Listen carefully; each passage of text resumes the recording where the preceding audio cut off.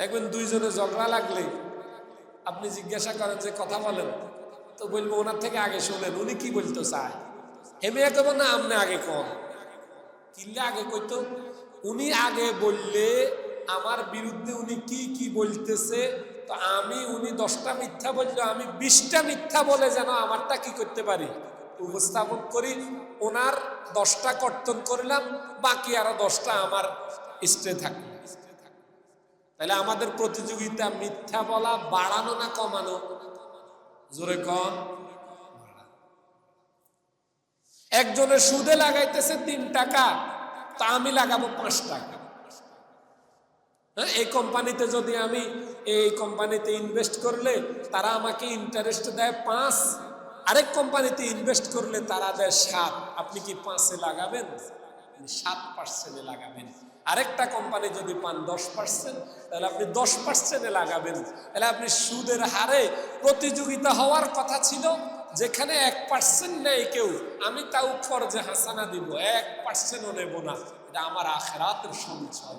প্রতিযোগিতা সেটা না হয়ে হইল কি, একজন আপনার কাছে আইসা বলল ভাই আমাকে 1 লাখ টাকা যদি দেন আমি মাসে 5,000 দেব। আরেকজন বলল আমাকে 1 লাখ দিলে আমি 10,000 দেব। আপনার প্রতিযোগিতা 5,000-এ না 10,000-এ? জান্নাতের আশা আমরা কে না করি?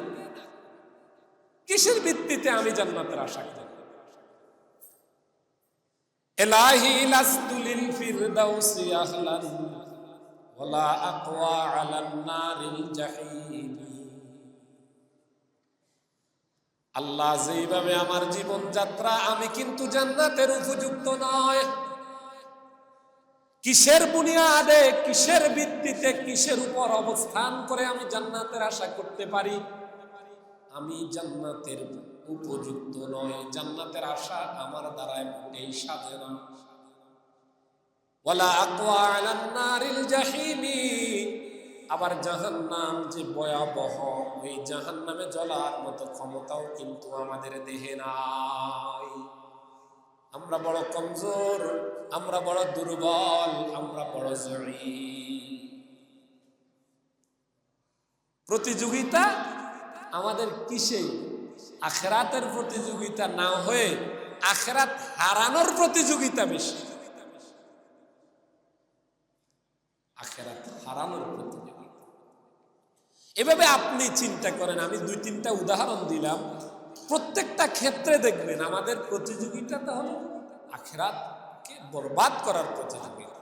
মূল লক্ষ্য একটাই, আমি দুনিয়া কামাবো, আমার দুনিয়াতে যশ, নাম, খ্যাতি এগুলা থাকবে, আমার টাকার প্রয়োজন, আমার বাড়ি গাড়ির প্রয়োজন, অথবা আমি আগে যেভাবে ছিলাম এর চেয়ে আরেকটু উন্নতি, ওয়েলকাম, অসুবিধা নেই তো, লা বাসা বিল গিনা।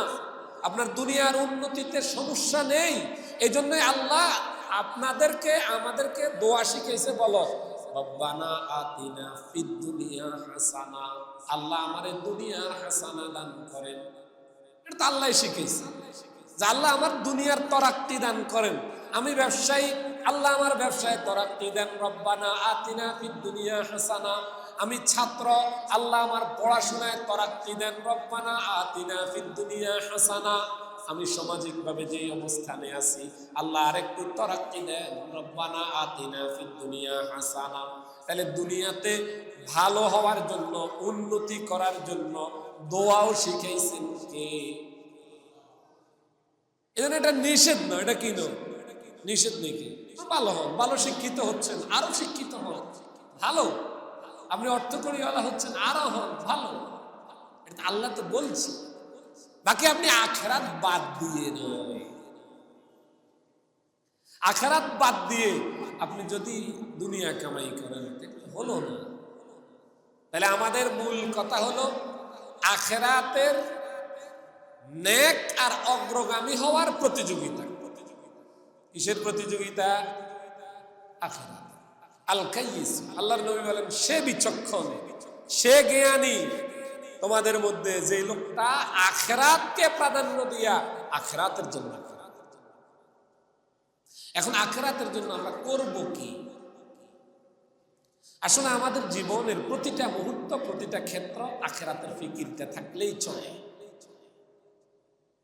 আমি একটা পরোপকারী কোনো কাজ করলাম, আমার ফিকির হলো আমি নেক পাবো, এজন্য করছি। আমি মানুষের সাথে হাসি মুখে কথা বললাম, আমি নেক পাবো, এই জন্য বলছি।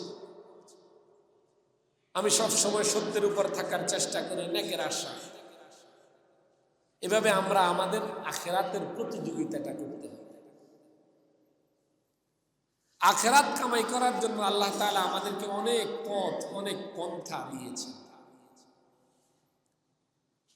এর মাঝে অন্যতম একটি পন্থা হলো আমরা আমাদের আয়কৃত অর্থের, আয়কৃত সম্পদের ক্রিয়দংশ আল্লাহর সন্তুষ্টির জন্য ব্যয় করব। আমাদের আয়ের কিছু অংশ কার জন্য ব্যয় করব? আল্লাহর সন্তুষ্টির জন্য। আপনি সামাজিক উন্নয়নমূলক কাজে ব্যয় করতেছেন। এক বাড়ির গরিব বাড়ি, এ বাড়ির পুকুর ঘাট নাই, আপনি একটা পুকুর ঘাট নির্মাণ করে দিচ্ছেন, এটা আল্লাহ সন্তুষ্টির জন্য। শুধু মসজিদে টিয়া দিলে আপনার ন্যাক হবে, মাদ্রাসা দিলে ন্যাক হবে, ব্যাপারটা এই জায়গায় সীমাবদ্ধ নয়। আপনি ঈমানওয়ালা দুনিয়ার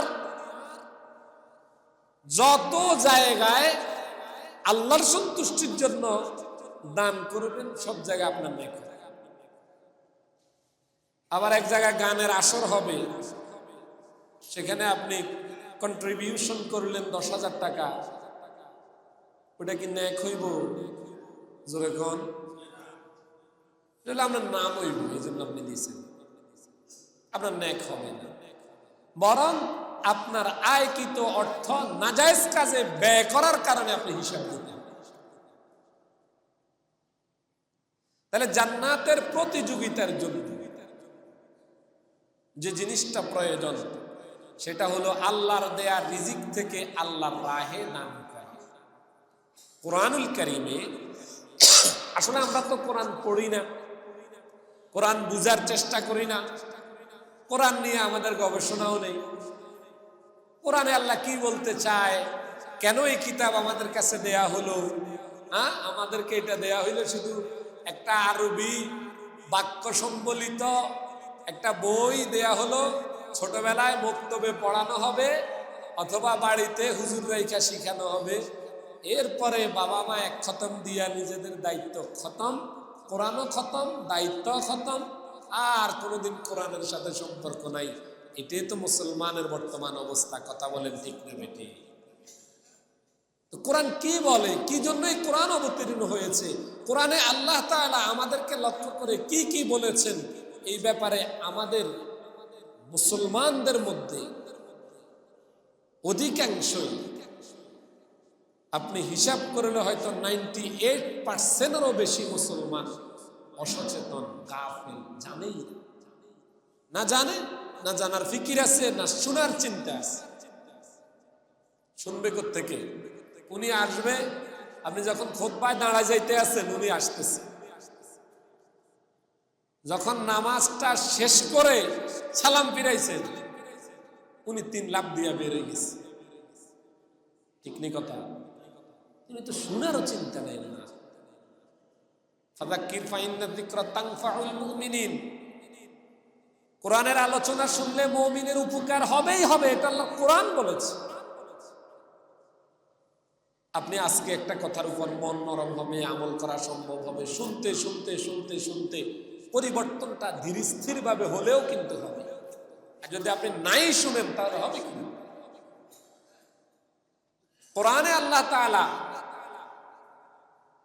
অনেক স্থানে, যেখানেই আল্লাহ বলেছেন আমার রাস্তায় আমার সন্তুষ্টির জন্য তোমার আয়ের অর্থ থেকে কিছু ব্যয় করো, দান করো, আনফিকু, খরচ করো, সাথে সাথে আল্লাহ একটা কথা বলেছেন, মিম্মা রাযাকনাকুম, তুমি খরচ করো ওখান থেকে যা আমি তোমাকে দিয়েছি। খরচ করতে বলা হলো ওইখান থেকে যা রব দিয়েছেন, উনি যা দেয় নাই আপনাকে তার থেকে আপনাকে খরচ করতে বলা হয় নাই। আপনাকে দিয়েছেন 10 টাকা, আপনাকে বলছে আমি তোমাকে যা দিয়েছি তার থেকে কিছু অংশ খরচ করো। আপনাকে দিয়েছেন 10,000 টাকা, সেখান থেকে কিছু অংশ খরচ করো। আপনার আছে 10 টাকা, আপনি 20 টাকা খরচ করার দরকার নাই। এটা হলো এক কথা। মিম্মা রাযাকনাকুম, যা আমি দিয়েছি তার থেকে খরচ করো। আরেকটা হইল আপনার আছে কিন্তু আল্লাহ দেয় নাই, এমন কোন সম্পদ আমাদের মুসলমানদের আছে না। ধরেন আমার সম্পদ যা আছে দিয়েছেন কে? আপনার যা আছে দিয়েছেন কে? এমনও তো মানুষ আছে যার কিছুই নাই, তারাও দিয়েছেন, দেন নাই কে? আল্লাহ বলেন আনফিকু, খরচ করো,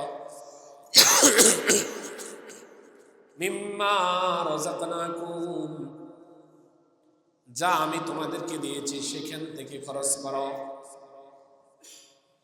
দিয়েছেন আল্লাহ, দেয়া মাল থেকে, দেয়া সম্পদ থেকে আল্লাহ আবার চাচ্ছেন। এই চাওয়াটা দুই ধরনের। কয় ধরনের? এক, চাওয়া হইল ফরজ বিধান, আল্লাহ তাআলা ফরজ করে দিয়েছেন, এটা তোমাকে মাস্ট বি, দিতেই হবে, অবশ্যই তোমাকে দিতে হবে। সেখান থেকে আল্লাহ বেশি চায় নাই, চেয়েছেন মাত্র 2.5%। কত পার্সেন্ট?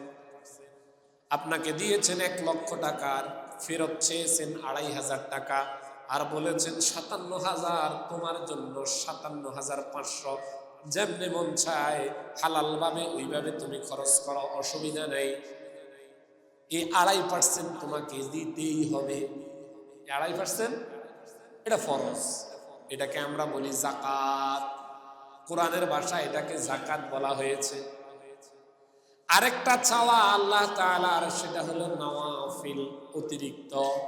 দিবেন তো আপনার আখেরাতে বৃদ্ধি পাবে, দিলে আখেরাতে বাড়বে, না দিলে অসুবিধা নেই। আপনার আছে, কমপ্লিট হিসাব করে যাকাত দিয়ে দিয়েছেন, আর 10 টাকাও আপনি কাউরে দান করেন না, ফরজ লঙ্ঘন হয় নাই, আপনার আখেরাতে বাড়লো না। আরেকজনে কিছু দিচ্ছে, ওনার বাড়লো, তাহলে কথাটা বুঝছেন না। যেনারা যাকাতই দেয় না তাদের শাস্তির কথা তো কোরআনে বর্ণিত আছে। বা আর যারা যাকাত দেয় অথবা যাকাত না দিয়াও আল্লাহর রাহে কিছু দান করে, যাকাত হয়তো ফরজই হয় নাই তারপরও দান করে, তাহলে তার আখেরাতে নেক বাড়বে। অথবা যাকাত দিয়েছে এরপরও দান করে, ওনার আখেরাতে নেক বাড়বে। আল্লাহ তাআলা সূরাতুল বাকারাতে বলেন, দেখো তোমরা আখেরাতের নেকের আশায় যে দানটা করবে, তোমার আত্মীয় স্বজন আপন জনের জন্য দান করলে, তোমার ভাই বোনের জন্য খরচ করলে, তোমার পরিবার প্রতিবেশী, তোমার এলাকার মানুষ, এলাকার উন্নয়নে, মসজিদে, মাদ্রাসায়, গরিবকে, অসহায়কে দিলে, আখেরাতে নেকের আশায়। কিসের আশায়? এটা তোমার নেক বৃদ্ধি পাবে। কতটুকু নেক বৃদ্ধি পাবে? আল্লাহ বলেন মাসালুল্লাযী ইউনফিকুনা আমওয়ালাহুম ফী সাবিলিল্লাহ, যারা তাদের মাল দৌলত ফি সাবিলিল্লাহ, আল্লাহর সন্তুষ্টির জন্য খরচ করে, তাদের উদাহরণ হইল, আল্লাহ তাআলা একটা উদাহরণ দিয়া দুনিয়ার মানুষকে বুঝাইতেছেন, কামাসালিল হাব্বাতিন, কামাসালি হাব্বাতিন, তার উদাহরণ হইল এমন একটা বীজের উদাহরণ। বীজ, শস্য দানা।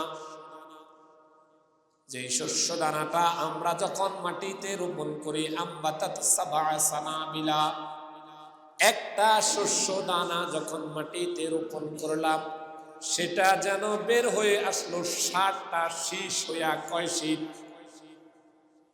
সাবআতা সানাবিলা, 60টা শাখা প্রশাখা নিয়ে একটা শস্য দানা বের হলো।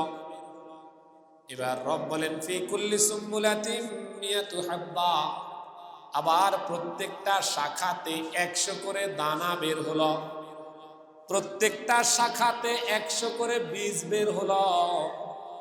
রোপণ করলেন কয়টা? কয়টা? আর শেষ পর্যন্ত এটা বের হয়ে আসলো প্রথম 60টা ঢাল। এরপরে 60টা ঢালের সাথে সাথে প্রত্যেক সাথে আরো 100 করে, তাহলে কত হয়? 700। কত হয়? একটা ধান রোপণ করলেন, বের হয়ে আসলো 700। আল্লাহ বলেন মাসালুল্লাযী ইউনফিকুনা আমওয়ালাহুম ফি সাবিলিল্লাহ, তোমরা আল্লাহর সন্তুষ্টির জন্য যেটা দিয়েছ এক, তোমার এই এক আল্লাহর কাছে তোমার আখিরাতে 700 হয়ে গেছে। কত হইছে? এবার আল্লাহ বলেন, শুনো, আমি তো দেব, তোমাকে যা দিয়েছি তার থেকে আবার চেয়েছি, তুমি আবার দিয়েছ, এখন আমি তোমাকে দেব। দেয়ার ক্ষেত্রে তোমাকে বলেছি 700% বেশি দেব। এই 700% হইল আমার কম পক্ষে দেয়া, কম পক্ষে 700। কত? ইউযাইফু লিমান ইয়াশা। আল্লাহ তাআলা বলেন, ওয়াল্লাহু ইউযাইফু লিমান ইয়াশা। আর আল্লাহ চাইলে বান্দার হাইসিয়ত অনুযায়ী, তার দ্বীনের অবস্থা, ঈমানের অবস্থা, আর্থিক সংকট মুহূর্তের অবস্থা, দানের হালত বুঝে আল্লাহ তাআলা বেগাইরে হিসাব কি পরিমাণ বাড়ায়া দিবেন সেটার কোনো সংখ্যা উল্লেখ করে না। নবীজিকে জিজ্ঞাসা করছেন সাহাবায়ে কেরাম, ইয়া রাসূলুল্লাহ, আল্লাহর কাছে কোন দান উত্তম? কোন দান উত্তম? নবীজি বলেছেন, জুহুদুল মুকুল্লি। জুহুদুল মুকিল্লি, আল্লাহর কাছে ওই দান উত্তম যেই লোকটা যখন আর্থিক সংকটে আছে, অল্প আছে, অল্প থেকে সামান্য একটা অংশ আল্লাহর রাহে দান করছে।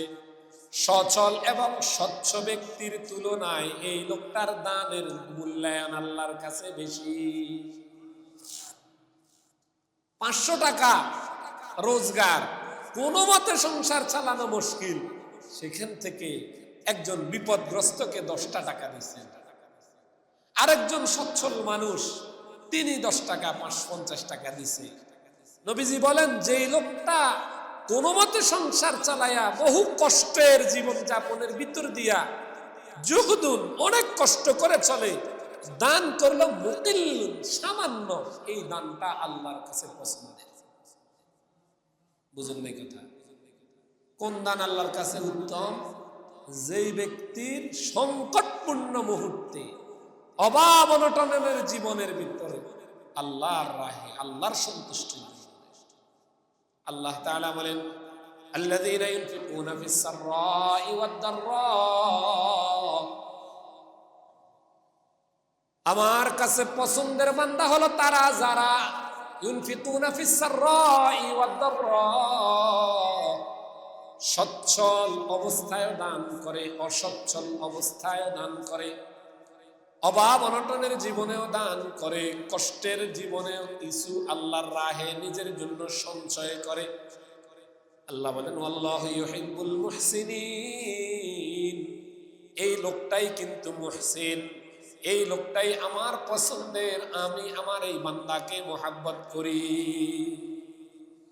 আল্লাহর মোহাব্বত পেতে চায় না এমন কোন লোক আছেন? আল্লাহ আমাকে চিনুক, আল্লাহ আমার দোয়াটা কবুল করুক, আল্লাহ আমাকে ভালোবাসুক, এটা চায় না এমন কোন মুসলমান আসেনি ভাই? সব মুসলমান চায়। তা আপনি এটা চাওয়ার জন্য, আপনার চাওয়াটা পূরণ হওয়ার জন্য কি করতেছেন? আল্লাহ বলেন, আল্লাহু ওয়াসিউন আলীম। আল্লাহ তাআলা জানেন, কেমন জানেন? আল্লাহ ব্যাপকভাবে জানেন। আমার এই বান্দা আমার রাহে দিয়েছে, আমার সন্তুষ্টির জন্য দিয়েছে। আমার এই বান্দা তার আয় অনুযায়ী দিয়েছে নাকি আয় অনুযায়ী দেয় নাই, সন্তুষ্টির জন্য দিয়েছে না নামের জন্য দিয়েছে। ওয়াসিউন আলীম, আল্লাহ যে জানে, আল্লাহর জানাটা ব্যাপক, আল্লাহ ব্যাপক জানে। এজন্য আল্লাহ বলেন, আল্লাহু ইউযাইফু লিমান ইয়াশা।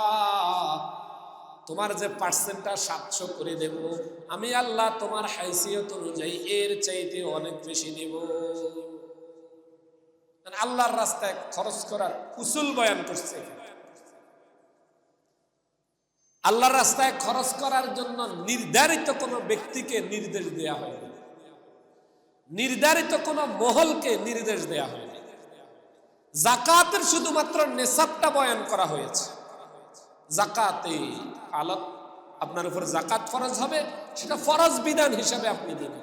কিন্তু আখিরাতের বৃদ্ধির জন্য, আপনার আখিরাতে নেক অধিক হওয়ার জন্য, আখিরাতের প্রতিযোগিতার জন্য আপনি আল্লাহর রাহে খরচ করবেন, ইনভেস্ট করবেন আখিরাতের খাতায়। কিসের খাতায়? যেটা বেড়ে হবে কমপক্ষে 700 গুণ।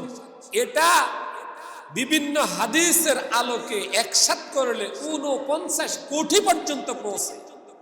1 টাকার দানের বিনিময়ে 49 কোটি নেকি আল্লাহ তাআলা আখিরাতের মুদ্রা আপনার আমলনামায় দেবেন।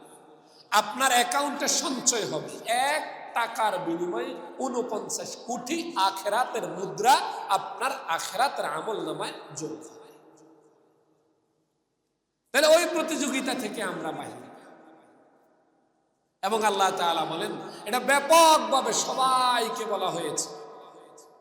আমরা হয়ে গেছি শাহীহুন নফস, আমরা কৃপণ হয়ে গেছি। কৃপণ কেন হলাম দেখেন। আচ্ছা, আল্লাহর রহমত থেকে নৈরাশ হওয়া কুফরি, আল্লাহর রহমত থেকে নৈরাশ হওয়া যাবে না। আমাদের রব আছে, আমাদের নৈরাশা আর হতাশা কিসে? আমরা বিপদগ্রস্ত হলেও তিনি বিপদ থেকে উদ্ধার করবেন, আমরা অসুস্থ হলেও তিনি আমাদেরকে সুস্থ করবেন, আমাদের অভাব আছে তিনি আমাদের অভাব দূর করবেন, আমাদের যা প্রয়োজন পূরণ করবেন কে? জোরে বলেন। আমাদের রব আল্লাহ আছে না নাই? আছে তো। তো আমরা আল্লাহর রহমত থেকে তো নৈরাশ হওয়ার কিছু নেই। শয়তান আমাদেরকে ফকারতের ভয় দেখায়। আল্লাহ কোরআনুল কারীমের এক আয়াতে বলেছেন যে ওয়াশাইতানু ইয়াইদুকুমুল ফুকারা, শয়তান তোমাদেরকে গরিবত্বের ভয় দেখায়। শয়তান বলে, রে বেশি দিলে গরিব হয়ে যাইবা। কোরআনুল কারীমের পুরা কোরআনুল কারীমের একটা জায়গাতে শুধু এই কথাটা বলা হয়েছে, শয়তান তোমাদেরকে গরিবত্বের ভয় দেখায়। আর কোরআনুল কারীমে অসংখ্য আয়াতে আল্লাহ বলেছেন, আমি রহমান, আমি দয়াবান, বান্দা আমার রহমত থেকে নৈরাশ হইও না, রিজিকের জিম্মাদারি আমার। এত জায়গাতে বলার পরেও বান্দার দিলে ওই শয়তানের একবারের যেই কথা, সেটার প্রভাবটা বেশি। বুঝেন নাই? সেটার প্রভাবটা বেশি কেন? প্রভাব তো বেশি হয় কার কথায় আপনি বেশি প্রভাবান্বিত হন। আপনার 2 জন ক্লাসমেট, হ্যাঁ, 2 ক্লাসমেটের মধ্যে আপনার সাথে একজনের গভীর সম্পর্ক, তার কথা আপনি বেশি গ্রহণ করেন না যার সাথে কোনো রকম সম্পর্ক তার কথা গ্রহণ করেন? যার সাথে গভীর সম্পর্ক তার কথা না আপনি গ্রহণ করেন? তাইলে আল্লাহ কোরআনুল কারীমের অসংখ্য জায়গায় বলেছে, রিজিক আমি দিব, ইউরবিস সাদাকাত, দান করলে বাড়াইয়া দেব। আল্লাহ বলেন নৈরাশ হইও না, বিপদগ্রস্ত তোমার বিপদ দূর করে দেব, তোমার যা প্রয়োজন মিঠাইয়া দেব, রিজিক এমন জায়গা থেকে দিব চিন্তাও করতে পারবে না। অসংখ্যবার বলার পরেও শয়তান শুধু একবার আপনাকে ভয় দেখাইছে, আল্লাহ আপনি যদি দান করেন আপনি গরিব হয়ে যাবেন, আপনি এই ভয়ে এখন আর দান করেন না। তাইলে আপনি কার কথাটা মানলেন? শয়তানের কথা। একবারের কথা আপনাকে প্রভাবান্বিত করে ফেললো, অথচ শতবার বলা কথাটাও আপনাকে আসর করলো না। এর কারণ কি? আপনার সাথে শয়তানের সাথে সম্পর্ক বেশি না আল্লাহর সাথে সম্পর্ক বেশি? আপনারা বলেন না, বুঝেন না কথা আমার? কিছু বয়ান আছে করলে আপনাদের মনে এত কষ্ট, মানে আপনাদের মনে কষ্টটার যদি ওজন করা হয়, গোটা পৃথিবী এক পাল্লায় রাখলে আরেক পাল্লায় আপনার মনের কষ্ট রাখলে ওই পাল্লা ভারী হয়ে যায়। এর মধ্যে একটা মনে কষ্ট হইল দানের ওয়াজ, দানের বয়ান আপনারা শুনতেই চান, আরেকটা হলো ফরদার বয়ান শুনতেই চাই। কয়টা আপনি করতেই পারবেন, কিন্তু আমাদের কলব যেটা আসাদুম মিনাল কসওয়া, পাথর থেকে শক্ত হইছে, ওইটা ওই জায়গায় নড়বে না। হুজুর আপনার ওয়াজ আপনি করেন, এটা আপনার চাকরি, বুঝলেন না? আপনি যতই করেন কাম হবে না।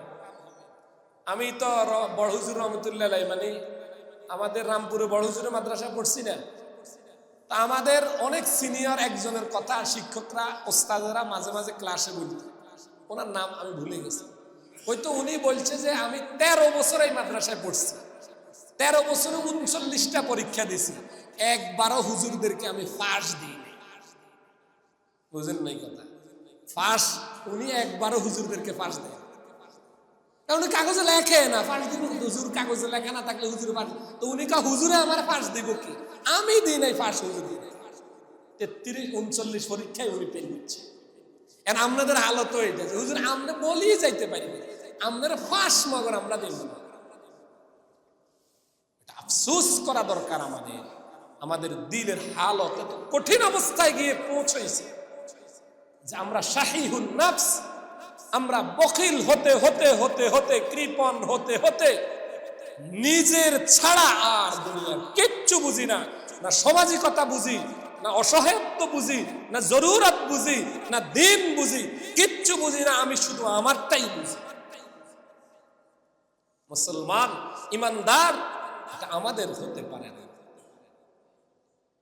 আল্লাহর নবী বলেন আনফিকু ইয়া ইবনু আদম উনফিক আলাইক, বনি আদম তুমি খরচ করো, দেখবে আল্লাহ তাআলা তোমার খরচ করার ব্যবস্থাটা আল্লাহ করে দিবেন, রিজিক তো দিবেন আল্লাহ। তুমি কিসের ভয়ে খরচ করো না? ধন কমে যাবে এই ভয়ে খরচ করো না। শুনো কাল্লা, তুমি ধারণা করতেছ এই ধন দৌলত তোমার চিরজীবন থাকবে, তুমি মনে করতেছ তুমি না দিলে তোমার ধন বাড়বে, কাল্লা কখনো না। বরং তোমার ধন দৌলত একদিন সবগুলা তোমার সহ হোতামা নামক জাহান্নামে দিয়ে দেয়া হবে, হোতামা নামক জাহান্নামে দিয়ে দেয়া। এই জন্য ধন দৌলত আল্লাহর রাহে খরচ করার জন্য নির্দেশ সবার জন্য সমান নাকি গুটি কয়েকজনের জন্য? জোরে বলেন। আপনার যার 10 টাকা আয় আছে সেও সেখান থেকে 20 পয়সা দিবে, প্রয়োজন 8 আনা দেবে, দিতে হবে। দিবেন কার জন্য? নিজের জন্য। আজকে আমরা এই ব্যাপারে বড় উদাস। ও প্রিয় মুসলমান ভাই, কৃপণ হইয়েন। আল্লাহ নবী এক হাদিসের মধ্যে বলেছেন কৃপণ তথা শাহিহুন, এই নামে জাহান্নামে একটা গাছ আছে, জাহান্নামের একটা গাছের নাম হলো শাহিহুন, কৃপণ। দুনিয়ার কোন মানুষ যখন কৃপণ হয়ে যায়, দিলটা শক্ত হয়ে যায়, আল্লাহর রাহে আল্লাহর সন্তুষ্টির জন্য আর দান করে না। আল্লাহর নবী বলেন এই লোকটা কৃপণ হওয়ার কারণে সে যেন জাহান্নামের শাহিহুন, ওই গাছটার একটা ঢাল ধরলো, তো জাহান্নামের গাছের ঢাল তাকে জান্নাতে নিবে না জাহান্নামে নিবে? জোরে কম। ডাল ধরলেন জাহান্নামের, হুজুর দোয়া করিয়েন যেন জান্নাতে যাইতে পারে। উনি ডালটা ধরে রাখলো সারা জীবন জাহান্নামের, মরার পরে আমারে দিয়ে আপনারা দোয়া করান, আমি কইতাম যে ওনারা আল্লাহ জান্নাত দিত। উনি যাই বসে রয়েছে এক জায়গায়, ওই জায়গা থেকে আমি আনবো কেমনে ওনারে? আপনারা করবেন বা এগুলো বুঝার কথা কিন্তু। উনি যাই বসে রয়েছে জাহান্নামের কাছে, আমি কেমনে ওনারা দোয়া করি জান্নাতের কাছে? যদি এই দোয়া দিয়ে ওই তো সব, তার আপনাদের দরকারটা কি আছে? আপনারা মসজিদে না আইলেও তো জুমার দিন চলতো, আমার শুধু মাসের বেতন দিতেন, আমরা 3 জন নিয়ে মসজিদের জামাত শেষ আর দোয়া করে দিয়েছি, আল্লাহ আছে এরা ভালো মানুষ, আমারে তো বেতন ঠিক মতো দেয়, জান্নাতটা ফুরফুরাইয়া দিয়ে দেন, আমিন। তাইলে আপনারা জান্নাত, বিষয়টা এমন। অতএব আপনাদের সকলের কাছে আমার অনুরোধ থাকবে আল্লাহ রাহে দান করার ব্যাপারে সচেতন হন, কৃপণ হইয়েন না, কৃপণ হইয়েন না। কৃপণ লোকটা সামাজিক ভাবে মানুষ তাকে পছন্দ করে না এবং তার কোনো অবদান সমাজে থাকে না, দ্বীনের লাইনে থাকে না, বরং সে আখিরাতে হালাক।